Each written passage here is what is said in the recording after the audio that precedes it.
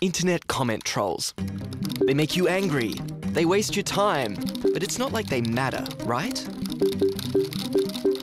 Wrong. The most recent research shows that trolls do more than simply make mischief. They change perceptions of individual news stories and shape the debate by polarizing the audience, especially around hot-button stories about science.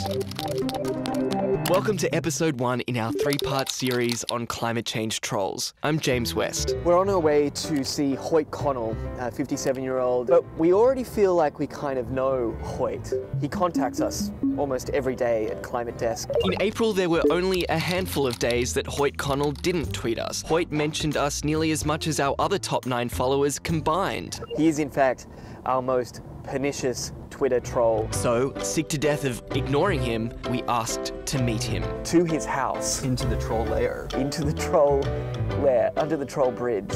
Although I'm pretty sure he lives in a house. And before you get all like, why are you giving this guy a bigger platform than he already has? Aren't you just a little bit curious? Why climate science out of all of the different topics that you could talk about? Why this one? Why us? Oh God, what are we getting into? As we draw near, I can't pretend I'm not imagining something a little like this. Alright, let's do it. Hey guys, welcome. Come on in. Hoyt, nice to meet you. Nice to meet you too. Yeah, let's go in and All right, come on in. see where he does his We'll magic. show you around. The first thing I notice is, well, Hoyt's really normal. Then there's Barb and Wes, twins. Like really normal. There's the Argyle sweater, the diamond-toed socks. He's like the uncle you don't mind arguing with over Thanksgiving dinner. I think what's sad is when people sit on the sidelines. Yeah, when I lock onto something, I generally don't let go. Part of the reason for that is, surprise, surprise, Hoyt is a social media junkie. Here's one by Brett Baer, who I follow, Fox News anchor. You know, I think they're certainly more centrist of any news organization, in my opinion. I have Trump on here. Why? I mean, you can fly through just, you know, literally hundreds of different notes and subjects in very short order. With White House tours, it looks like the White House needs to fire their minister of propaganda.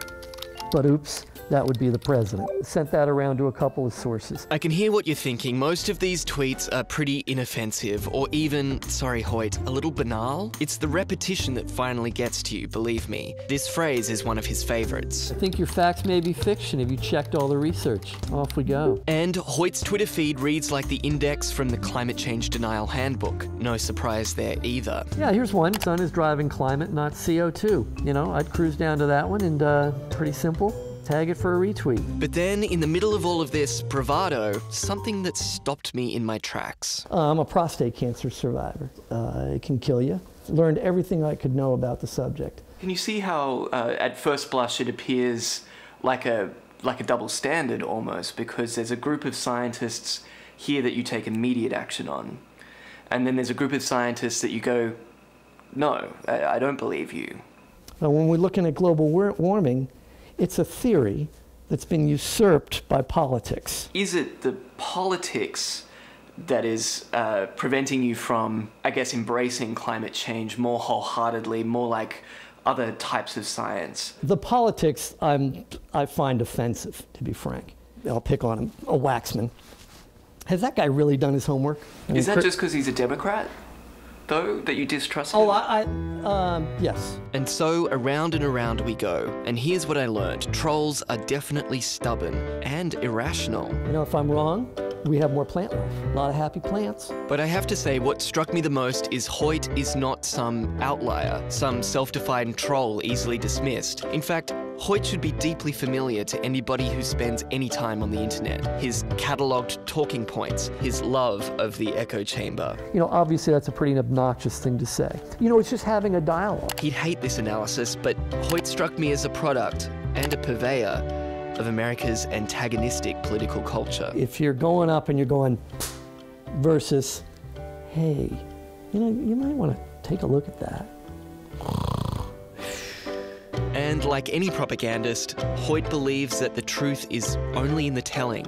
If you allow somebody to make a comment and there is not a response, then they're controlling the definition of the statement. Then it can become a truth. But Hoyt doesn't always get the last word. Coming soon, part 2 in our series, Meet the Troll Slayer, and she is very well equipped indeed to take on the likes of Hoyt. Because also I have a PhD in nuclear physics and a black belt in judo.